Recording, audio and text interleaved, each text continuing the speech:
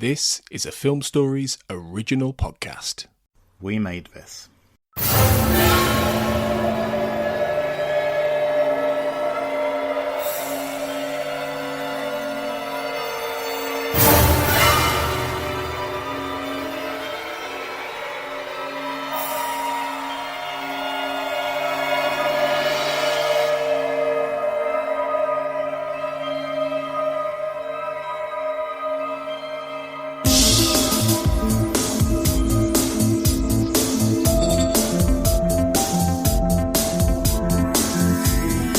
Welcome back everyone to the X-Cast. The truth is in here. This is our special Fight the Future Minute podcast. I'm Tony Black, once again your host, and you're listening to our coverage of minute 77 of the X-Files Fight the Future. This minute begins at 1 hour 16 minutes precisely as the mysterious unmarked plane is prepared for loading, and it ends on 1 hour 16 minutes and 59 seconds with a swift cut to black, cut to a black screen. And to discuss this minute, I'm joined once again by recurring Fight the Future Minute guest and X-Cast patron, Luke Winch. Welcome back, Luke. Thank you. Good to be back. Yeah, cheers. It's another sort of, as we talked about in the last minute, it's another sort of transition sort of scene as not a lot happens really in this, but it's kind of important stuff, I think, in order to get certainly Scully where she needs to be.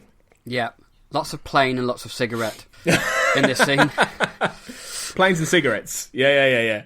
Yeah, and obviously we start with the plane, and we talked about LAX last time, the international airport in Los Angeles, which it was very expensive getting that plane and using it in LAX, according to producer Dan Sackheim. Cost them a lot of money in order to use an unmarked plane, because obviously, and this is set at night. So, I mean, it's one of those airports as well, I imagine LAX, like most airports, where there's constant air traffic. So to try and shoot on any of it would be crazy, I'd guess.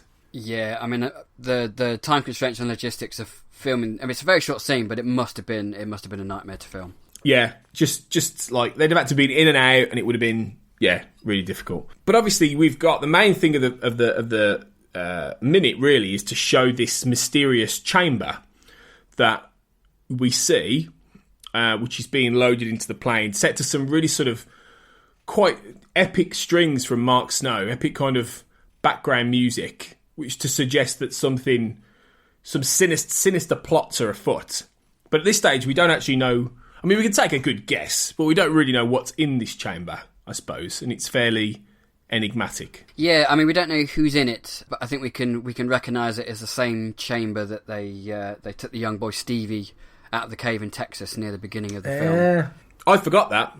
Actually, I completely forgot that it's the Stevie chamber. But I do love the lift contraption that they use to load this chamber into the plane. It's quite a cool bit of engineering, I thought. Yeah, it was really good. Apparently, it was one of the things when you're listening to the commentary on the Blu-ray, they get really excited. I think it's Dan Sackheim again. He gets really excited about seeing this. He's like, "This was so good. This thing we built. Like, look at it." Because it is. It's a really interesting. Because it's not really like anything you've seen, is it? It's really sort of strange. It was really weird because the camera shot where Rob Bowman frame is shot, and the chamber rises up in a lift and then comes along and then comes towards camera on those little rollers. For some bizarre reason, it reminded me of Matrix Revolutions. There's a shot right at the end where Neo's lying on his back and he's raised up. And then kind of comes towards camera. I've no idea why it reminded me of that, but it did. Well, he could. No, I was going to say he could have been taking a cue, but this was before then, wasn't it? Matrix Revolutions was 2003, 2002, 2003, something like that. Yeah. So maybe they took a cue from Rob Bowman, the Wachowskis. Who knows? That's true, though. I suppose it's just sort of the way he chooses to shoot it with. Sort of at times it's like a top-down view. Then he's showing it sort of pushing along.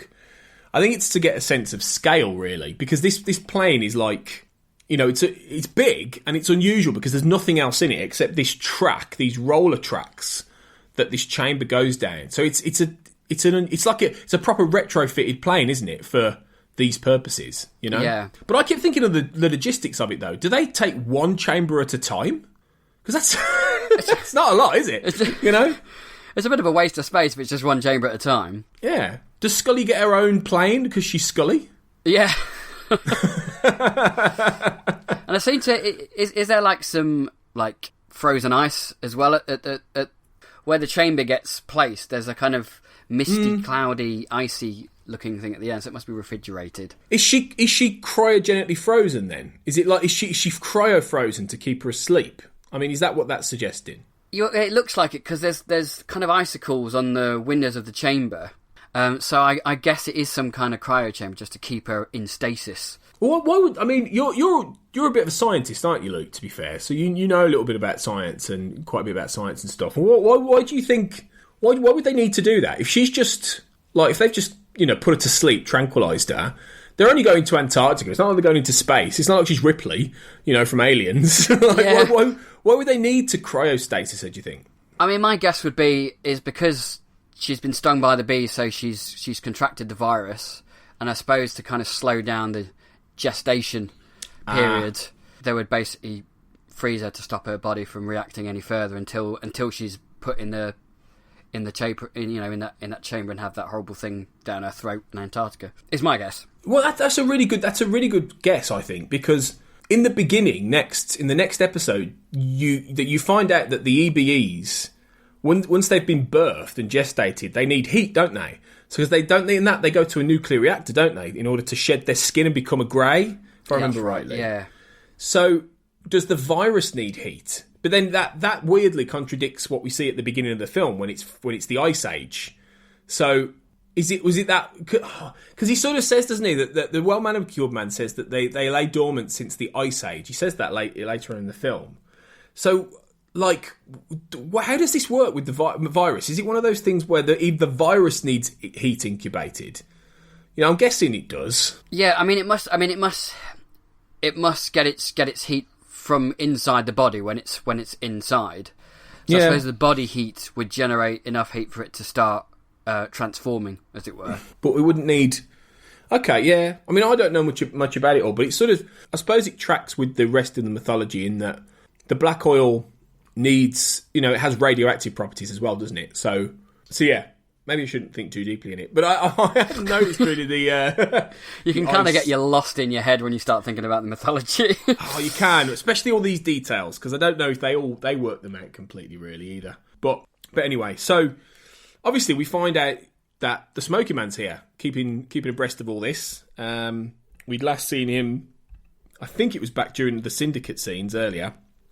So now he's in Texas. No, he's in Washington, I should say. He's in Washington and he's keeping track of it. He feels really he's in proper sort of traditional Syndicate mode here, like he is through a lot of the film. Really, he doesn't say a lot in this film. He's just there, lurking, smoking, watching. Isn't he, really? Yeah, it's almost like season 1 cigarette smoking man. He's silent and looming in the shadows. Yeah. He's more archetypal because if anything, it's the well manicured man that kind of gets the plots that in a way he would have got before.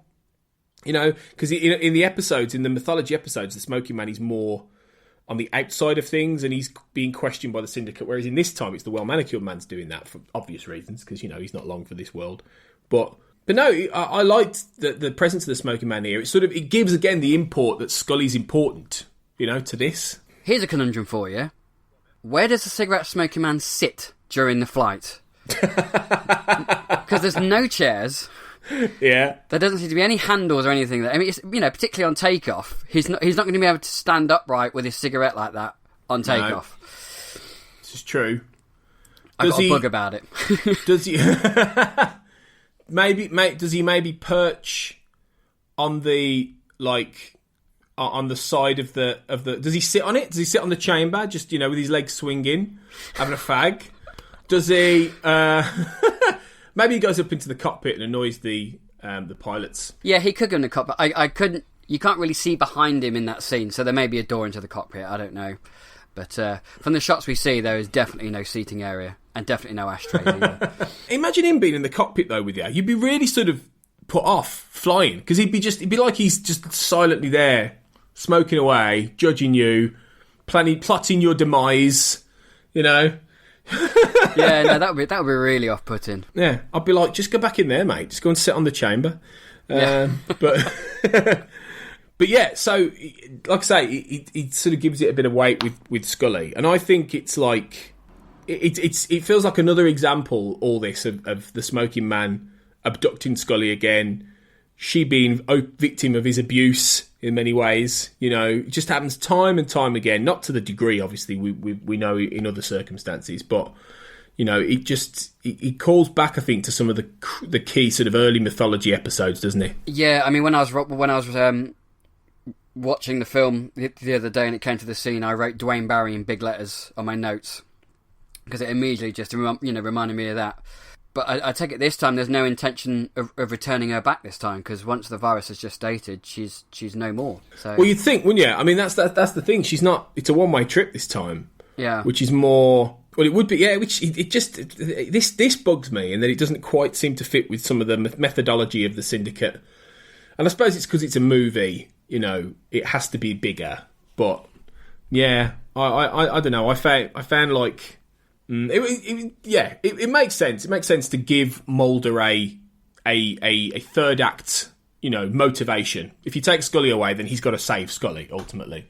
Even though it does fall back on the Mulder has to save Scully trope. It grinds on me a little bit that the plot goes this way, because it is kind of against what's happened previously, and I don't think within the TV series, I don't think this would have happened, because I think Cigarette Smoking Man wants her alive for whatever reason. So yeah, it just contradicts slightly on the TV series mythology, I think. Yeah, it does a bit, and I think well, the whole thing does really, if you think about it. You know, the fact that you've got the Strughold character in this, and he doesn't crop up in the series. You know, there's the fact they're in London. You know, it's sort of, it is and it isn't the same sort of setup in a way. It feels intentionally slightly different because it's a movie. So even though it does fit mythology wise, it is part of the same mythology or anything. It is canon, but at the same time, the motivations are. You know, the Smoking Man he's more functionary in this. He's less of a character. He's more the archetypal Smoking Man that people know from, if they've heard of the X-Files. You know, he's not. Whereas by this point in the show, he's much more complicated and layered, and he's got a lot more going on with family and the Syndicate itself. And they get back to that in season 6, but here he's just the sinister representation of all that is evil about, you know, the government as such, which is fine in a way. I mean, it's, you know, it's fine in a way. It achieves what the movie wants to achieve, and, you know, and the movie has to try and appeal to people who've never seen the X-Files before. So if you have an archetypal villain, it works. Yeah, it's good in that sense. And it does afford for one of the great shots, I think, of the film, which is the plane door closing with Smoking Man smoking away, and then you encases him in like shadow as Mark Snow's music reaches like a crescendo. That's a great moment, I think. It's a really good moment, and I love Bowman's shooting throughout this sequence anyway. I just think, you know, he was one of the best choices for filming the movie because he makes things look big and makes things look epic, and with Mark Snow's strings as well, it's a really effective scene. Yeah, it leaves you with when it closes and it's just him with shadow and then cut to black, you're like, ooh, it just leaves you with a bit of a oh. And then it all finishes with. Yeah, it's almost like an intentional juxtaposition, because you go from this really sinister, dark moment of, you know, Scully being abducted, big strings, big, like, you know, epic, Smoking Man, she's doomed, and then you hear the lone gunman. Yeah, you know, it's quite a switch. Be more. Yeah, and I think that kind of stuff's intentional to sort of balance the scales a little bit, you know. But obviously, we're just on black screen right now, and we can hear noise in the background, lone gunman noise, and we don't necessarily fully know it's them, but yeah, it's good, and I think it gives way to a fun couple of minutes there, doesn't it? Really? Yeah, it's one of my favourite couple of minutes in the entire movie. Actually, I really enjoy the next couple of minutes. You've chosen well then to join me on this journey, not intentional. Honest. Yeah. Well, yeah, you'll be back for minute 78. We'll call it close here for this minute, and in the next episode, Mulder will meet the characters from The Wizard of Oz in the next minute. So, thanks for joining me, Luke, again, and thanks for listening, everybody, and we'll see you next time for the next minute. And remember, until we do, trust no one. Elsewhere on We Made This. between the notes. And you come out of that film feeling like you are terrified of everything around you. You don't want to touch anything. I didn't want to touch anything. I didn't want to touch the door coming out of the cinema. I didn't want to touch the railing going down the stairs. I didn't want it was literally like that. Yeah, it's astonishing. It leaves you with a real sense of, oh my god, like we are all going to die. Observing the Pattern, a Fringe podcast. I mean, you have to. I mean, I think if you're going to build up this mysterious, mythical man, it has to be an actor with some significant presence on screen. Oh, absolutely. And I think getting Leonard Nimoy was a bit of a catch, because I think at this point he'd actually retired from acting, and it was Abrams that brought him out for Star Trek and brought him out for this. Oh, there's no, you can't deny that. Even a non-fan like me, you can't deny the gravitas that he brings with him. Just to having him on screen, even if it is just for like the 12 seconds that he's in this episode for. Yeah. I'm in a Band podcast. Touring in Germany, though, is absolutely golden, because the venues have these, like, graffiti, stickered up toilets, but the toilets are actually nice and clean. Yeah. You can actually go do a shit in them. You're like, do you know what? This is alright. Like, I could sit down on it as well. No, I'm not into that, because that's kind of like putting ice cream on pizza. It's like if I walk into a toilet that looks like a shithole and then I see a beautiful, shining Armitage shank, It was just... I'm going to feel a little bit pissed off. It doesn't keep me. See, I'm not. decor. I need myself a good toilet, mate. I need a good shithole, somewhere where you can sit down. Yeah, and be comfortable. I get that. Check out all of these shows and more on the We Made This podcast network.